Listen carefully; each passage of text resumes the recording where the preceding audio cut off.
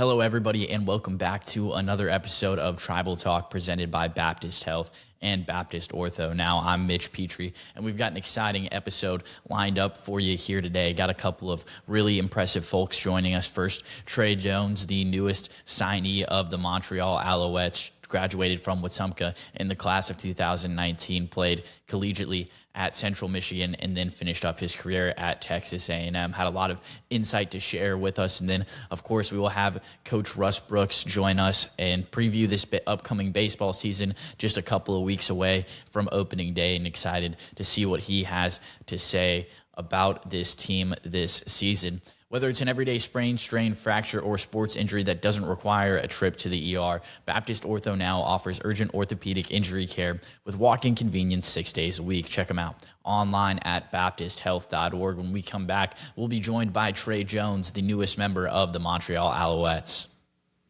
Back now here on Tribal Talk, I'm joined by Trey Jones, class of Wetumpka, class of 2019. Had a lot of success in your time here at Wetumpka. Obviously went on to play at the college level, and now the newest member of the Montreal Alouettes. So congratulations on that signing. And of course, thank you. Thinking back to your time at Wetumpka, I know you guys had a lot of success, went to the state championship, finished as runners-up. Just kind of tell me about some of your favorite memories from your time here as an Indian. Yeah, so actually that year, I got injured on the first play of the second game of the season against, I believe it was Eufaula, I believe.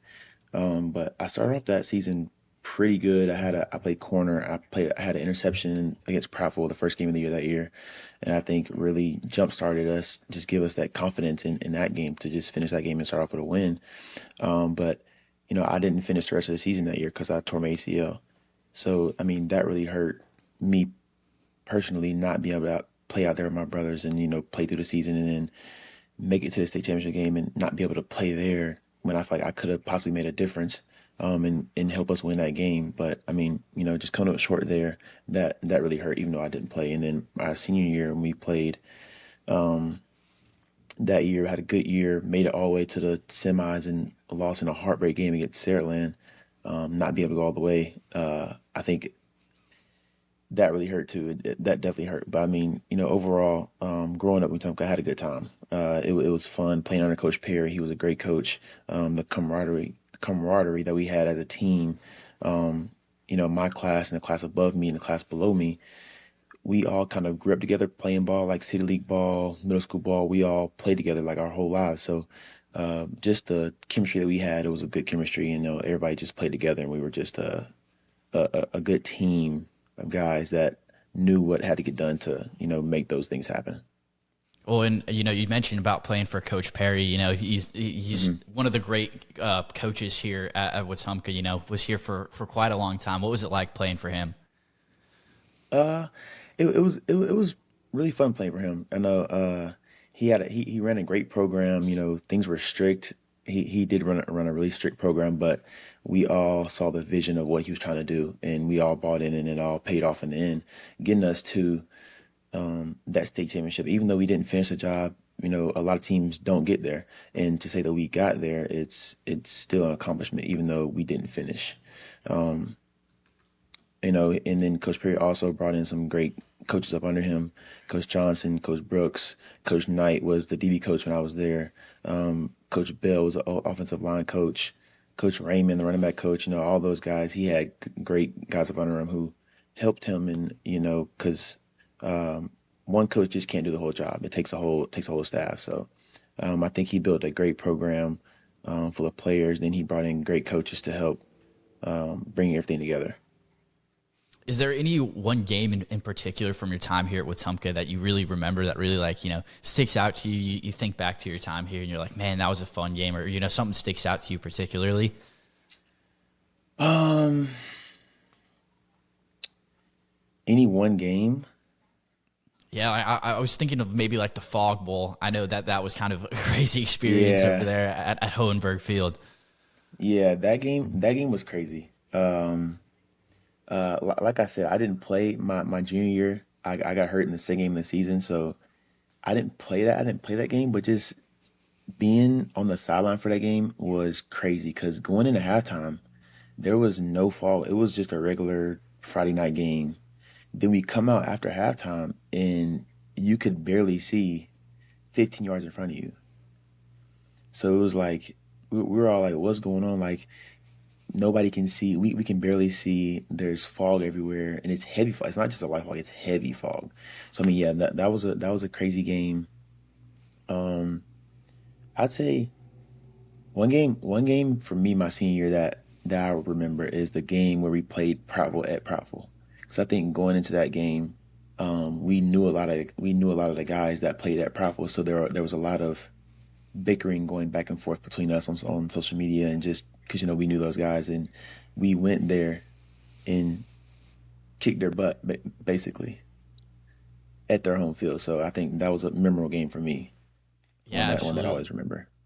Hey, absolutely. I know. I know. Definitely. There's a lot of memories that come to it. I can't even imagine trying to play football, let alone defense. You can't see 10 yards in front of you, just Yeah. like people coming out of nowhere and things like that. hmm Now looking at your time, you started your career at Central Michigan. What was that like? Kind of getting to play. Obviously at the next level. How did your kind of recruiting go? And why did you eventually settle on playing for the Chippewas? Well, so my recruiting was a lot last minute because I didn't play my sophomore and junior year, so a lot of things happened really fast my senior year. I didn't really have any big schools that offered me, and Central Michigan was my biggest offer. And the reason I chose them was because of Coach McElwain. He coached at Alabama. I grew up watching him coach there. So when he contacted me and I knew they had an offer from Central Michigan, I was like, it's a no-brainer. I have to go there, even though they were all across the country. I still felt like that's where I needed to go and had to go because I grew up watching him coach at Bama, and then just the connection of him being there, I was like, it's no brainer. Absolutely. And what do you remember about your time there? Obviously you went over to Texas A&M, but your time with the hmm Chippewas. What are some of your favorite memories from that time? There? I said my favorite memory from Central Michigan would be in 2021. I got my first start in I believe it was the bowl game. But I can't remember the name of the bowl game right now. But we played. We were originally supposed to be in the Arizona Bowl playing Boise State, and then we were coming out of COVID, and COVID was still kind of happening. And Boise State ended up having to forfeit that game because they had so many guys go down with COVID. And then we got transferred to the El Paso Bowl, I believe. It was in El Paso, Texas, and we played Washington State.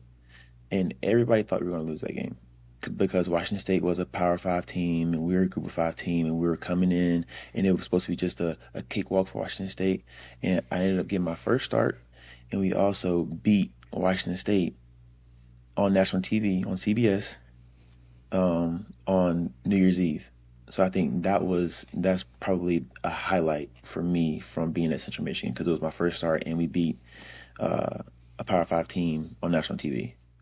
Yeah, absolutely. And I'm sure also plays into it. New Year's Eve and New Year's Day. hmm Kind of the signature bowl game days. In Yep. college football. So I'm sure it's even more meaningful to play on one of those days. And I want to talk to you actually a little bit about that COVID season. What was it like being in college athletics when COVID was going on? You've got guys missing games. You've got games getting canceled, like you mentioned, and it's just kind of it seems like it was a whole disaster all the way through. What was it like to be, it right in the middle of that? Yeah, it was crazy. Um, in the summer, it was it was very unpredictable. So, like the beginning of the summer, I wasn't even at school. I was at home because like the workouts weren't mandatory. I didn't know if we were going to have a season or not. So I was like, I don't want to be up there and then be so far from home and not have a season. And stuck up there. So I was at home. And then once the season got confirmed that we were actually having it, I went back up there. And then our summer workouts, we couldn't even have them in the weight room. So they moved like four weight racks to the concourse of the stadium. So we worked out in the concourse of the stadium, and after every set, we had to wipe down the things we were using. We had to wear masks during the workouts, even though we were outside, spread apart, probably 10 feet apart from everybody. It was just a very unorthodox thing to go through. And then once season time came, fall camp was still ran like normal. Thankfully, we didn't have to wear a mask under the helmet or anything crazy like that. But I actually got COVID right before the first game. So I had to miss, I think, what was it, 14 days at the time? You had to quarantine or whatever. So I had to go to a dorm room that wasn't being occupied by anybody. I couldn't even go to the caf. The food was brought up to the floor. It was like we had like some crazy disease that we couldn't even leave a room or go to different floors. So food was brought to us. Um, you couldn't take anything except for like clothes and essentials, so like bath stuff to shower with, a couple clothes and some shoes. Um, but I had to quarantine 14 days, and once that was over, I was able to go back to basically being a regular student. And then I had to work my way back into practice and stuff like that. And I ended up missing the first game of the season because I wasn't back early enough to pass I guess, the unquarantining period that they had put in place. So I missed the first game, and then, we only had 6 games that year, so I was only able to play 5 games, and it was just a whole mess, honestly, with the Yeah, COVID stuff. I'm sure it was, and you saw it just so much while you were in your time, in college. You also kind of saw the introduction of NIL and the transfer portal, and Yeah. I'm sure that was kind of as everybody started to figure that out, teammates coming and going, and just kind of a revolving door of sorts. What was that hmm like for you? For us at Central, Central isn't a big school, so the NIL deal wasn't a big factor for us. It just played a part in if guys wanted to leave, then they were leaving to get the money. And yeah, I ended up transferring, but it was more of a for me it was more of a situation of I felt like I had gotten all the coaching I could have out of Central, so I was like I want to go somewhere where I can learn more. Because after my last year at Central, it felt like I was doing more coaching than playing. I felt like I was coaching the younger guys more than playing, and I wanted to learn more instead of be a coach because I was there to play and not coach. So NIL is basically a free agency nowadays, and the more and more we get into it, the more and more it becomes of an NFL free agency. Because I mean, guys are getting paid millions of dollars to go and play 1 year, and then it's almost like they're just pushing for guys to transfer to different schools 5 times out of their whole college career. I mean, personally, I think they should put like a transfer limit on it because guys are just jumping ship like crazy. I mean, there's no loyalty to teams anymore. But I mean, who am I to say what they should do? So, Right. No, I mean that's the thing I always go back to is it's like you can't imagine any professional sports league, whether it's the NBA, NFL, whatever, with unrestricted free agency every year, and that's basically what it yeah. feels like you have now. So I know that you definitely, yeah, I agree with you just about in all facets there. And Yeah. it came into existence, about 5 or 6 years ago, and it still feels like we're in the Wild West. It feels like nothing has changed, hmm except it just gets crazier and crazier every year. Yeah. It's like the rules just keep expanding. They just keep making new rules, and yeah, who knows where it'll be in 5 more years?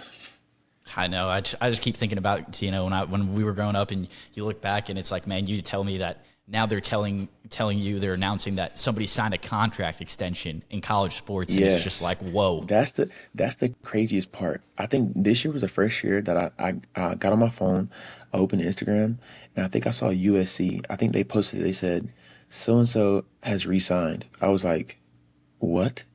He Resigned. re-signed? And like, come on, bro. Like that's never been a thing, but I guess in today's age, it's the norm. Yeah, it is. And you talked a little bit about you entering the transfer portal when it ended up hmm at Texas A&M. I wanted to ask you about what that was like, going from a small MAC school up into one of the biggest stadiums in the hmm United States in Kyle Field.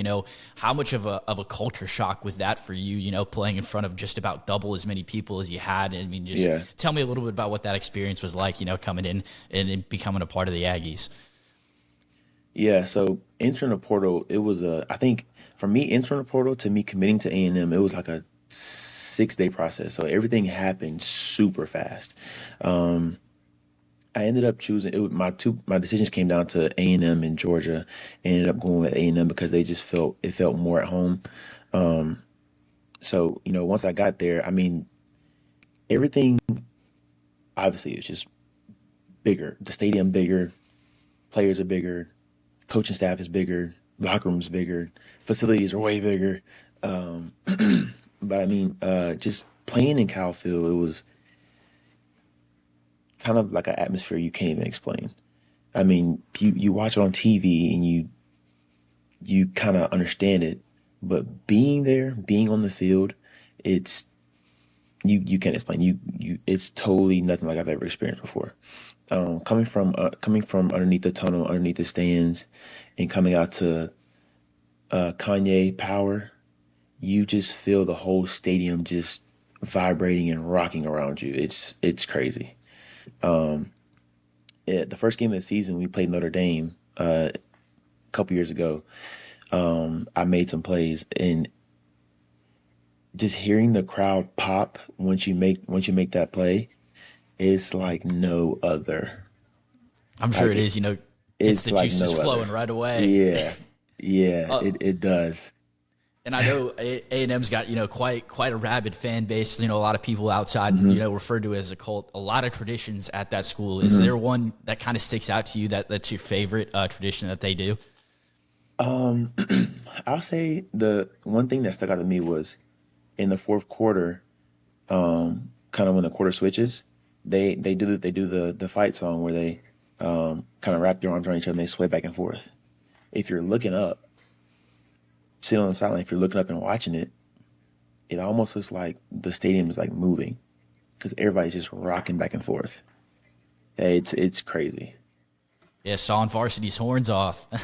hmm um, So now, kind of looking ahead, what's to come? I know you had a couple of training camp tryouts after your time at Texas A&M, but now a year removed from the game, you get the opportunity to go to the CFL. What was that like? And how do you keep yourself in shape, ready for when that opportunity eventually comes? I mean, yeah, it was a very long process. Having to wait a year to even get any news or any signings of going anywhere. But I mean, I've just been working out every day. I mean, it's just what I've done my whole life: work out every day, train every day, stay the process, and not give up. I mean, it gets hard sometimes, but if when it's something you really want to do, and something you really have your mindset on doing, uh, you do it, you get it done, and that's what I'm doing. That's what I'm gonna keep doing. I mean, we're definitely excited to see what you've got, in the CFL. I'm sure you're super excited about that opportunity. I know all of us here at the Wetumpka Sports Network are definitely excited for you. And, kind of just a last thing, you dealt with a lot of adversity throughout your career. You're always going to hmm deal with adversity, whether it's COVID, seeing all the transfer portal, now finding your way into the CFL. If there's any young athletes watching this, or even you think back to yourself in high school, what is something you wish somebody had told you, or some piece of advice you could give to them as, they hope to kind of follow in your footsteps and play at the next level? hmm I'll just say keep working. God always has a plan. Believe in Him. Don't ever drop your belief in God because He always has a plan. No matter what you're going through, ups, downs, highs, lows, lefts, rights, there's always light at the end of the tunnel. And no matter how dark you may feel at the moment, God always has a way, and He will show you that way. Never give up faith, and just keep working. Well, thank you, man. I really appreciate your time today, and we're excited to see what you do. And hopefully, you go out there and represent the Indians so well, like we all know you will. Thank you. I appreciate it. Dude, welcome back to Tribal Talk. I'm Mitch Petrie, now joined by head coach of the baseball team, Coach Russ Brooks. Coach Brooks, thanks for taking the time to be here today. Thank you, Mitch. No problem. I know last season you finished second in the area, but maybe not the overall season you'd wanted. Just kind of talk about last season a little bit and what the focus of this offseason has been, as you get ready for opening day. Well, last season was wasn't a bad season at all. There's a lot of good things that happened. One thing I think that happened that people you can't see with your eyes is the maturity part of kids that got a chance to start and play a lot of baseball for the first time, at our level. And, we didn't play bad down in Spanish Fort in the first round. We got beat twice on Friday night. But it wasn't a terrible baseball game. It's just some things happened. And since the fall and up till this point in practice, the maturity part of the kids has been really good. You can see that we're making more plays at practice. We're the ball's getting in the gap a little bit more. The pitchers are better. So if all that keeps getting better, hopefully by the end of the year, when we need to be playing good, we'll be playing good baseball.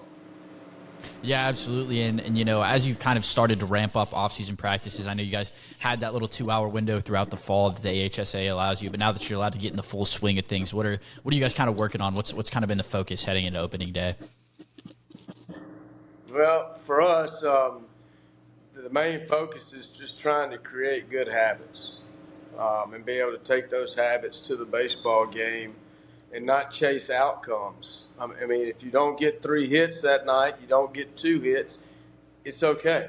If you can go up there and just try to take the same at bat all the time, no matter the situation, and defensively, just the next pitch is the most important pitch. Just be able to flush stuff when it goes wrong, because we play a game that there's a lot going to go wrong. So if we know it's going to go wrong, we'll be able to handle it mentally. And more mental preparation than I would say physical for us, because I really believe the game of baseball will beat you down pretty bad mentally if you let it. If you start chasing outcomes and try to chase perfection all the time, because the game will not let that happen. No, absolutely. I 100% agree with you. Baseball is just as much of a mental sport as it is physical. It's important, to go into everything with the right mindset and like you mentioned, not chasing outcomes. And, you talked about a little bit about the youth of the team last season. I know you've got some seniors this season. Kind of give me just an overview of the roster as a whole before we get to opening day, just about 3 weeks. Well, we have a kid that's been here and has played since 9th grade for us. He's in and out of the lineup as a 9th grader. Named Logan Fawcett. He's a left-handed hitter, catcher. He's committed to Gadsden State Community College. Logan has some real potential as a left-handed hitter to be possibly in one of the top 10 left-handed hitters in the state of Alabama. The kid can flat out hit. Then we have Asher Nobles committed to Reed State. He's the left-handed pitcher. Asher's had a lot of innings here, and Asher's one of those left-handed pitchers now. He just kind of thumps it in there, changes speeds, then you look up in the 5th, and you got a chance to win the ball game. Then we have Owen Piles. He's committed to Reed State, another left-handed pitcher, and Owen could be kind of the X factor for us. As a kid that just kind of he didn't play baseball for a long time when he was a kid, and then he came off the fishing team as I think 8th or 9th grader. I believe he's an 8th grader. He wanted to try out for baseball. I played high school baseball with his dad, and we got him out, and he's just progressively gotten better, and he shows flashes of being very dominant at times. Then we have Aiden Peak. That is a super talented kid. And it can hurt you in a lot of ways. And then we have some young guys named Dylan Jordan's a sophomore, is a left-handed pitcher, got some big innings for us last year. He's going to be a really good pitcher one day. Miller Lombardi, he's going to play the middle of the infield for us, be a big right-handed pitcher. Connor Jacks, he's going to play some infield, some third base, some second base, and that kid's gotten better and better and better every day. So, with those guys and other guys, and here's the deal, Mitch. We try to get everybody better, because everybody's got a role on their team, and you never know when you're going to be called on. And I know that's just the old saying, but it's really true. We lost our center fielder last year, Bobo Browning, another senior. We were on a pretty good run, and then Bobo gets hurt at practice, breaks his wrist, and man, we just kind of spiraled downhill. He was playing really good, kind of that guy, just that hard-nosed kid that's a leader. He'll be back. So we're a pretty mature baseball team with some young pieces in the right spots. We've got a really good coaching staff. But we're lucky to have these guys here, and I'm lucky to have Coach Burgess, Coach Harden, Coach Lombardi, Coach Piles, Coach Foster, Coach Forbes, Coach Sheffer, Coach Blackman. Around me, just it makes me better. And we're happy for the season to be here. But at the end of the day, just because the season's, that's not when we want to be playing the best baseball we can play. We want to be playing good baseball at the end of the year. Absolutely. And I know, well, throughout your time here as the head coach, you've had the opportunity to coach a lot of guys who've gone to the next level and, a couple more on this team. And you preach about getting better, but, what's it been like to be able to coach a lot of these guys and then, continue to watch them, after their careers over here at Wetumpka and, continue to play the sport they love? Well, it's been an honor, to coach kids that set their mind to something at an early age. The word, I think in baseball, Mitch, I think the word development, or probably in coaching in general, the word development gets overused as kind of a cop-out sometimes. But I've watched kids get in here in 8th and 9th grade and they flat out have their mind made up about what they want to do in the next 4 years. And you can tell somebody that walks in here knowing what they want to do in 4 years and how to go about it and how to get it. But the biggest thing I tell those guys, I try to find out quick who wants to go play and who doesn't. And I love helping kids. I've been able to get a lot of contacts through the years with coaches at every level all over the nation. And we have a good track record of helping kids get in college. The kid has to help themselves. They have to get it done. They have to want it. And I tell them all the time, there's a difference between wanting something and working for something. And I try to make sure they understand that, the work's different. Everybody says they're working on stuff, but who's really working? It's kind of like the old saying, Mitch, the hitter that hits the most hits the most. Absolutely, Coach. No, it absolutely does. It's one of those things. It's easy to want something, but it's a whole other thing to work hard for it. That's definitely something that's. Yeah. Everybody's not gifted. Everybody's not. I'm sorry. Go ahead. Oh no, it's just one of those things. It's one of those things. That you can have all the talent in the world, but talent. It's the old Jerry Rice quote. Hard work beats talent when talent doesn't work hard. In baseball, I think, is one of those sports where it absolutely highlights the importance of going to the batting cage, putting in the reps, working on your long toss, working on your fielding. Because when you work that hard and you work over and over again, it really highlights the fundamentals that baseball's made out of. Yeah, in everybody's career, Mitch, everybody's journey in baseball is going to be different. And eventually, whether it be at high school, whether it be in college, eventually you're going to meet the guy that has the same skill set as you do. Then the great separator is your mind. That's what separates you from the guy that has the same skill set. And that's how you get over the top. Absolutely, and I love to see that you're instilling that in our kids, and I know we're all super excited for this baseball season to get underway. I'm sure you are as well, and can't wait to see what this team does this season. Yeah, we are. We thank y'all for what y'all do, and we thank Coach Woods and Mr. Futrell for letting this happen. I've been here a long time, and what's going on now in our athletic department and our school building is really good.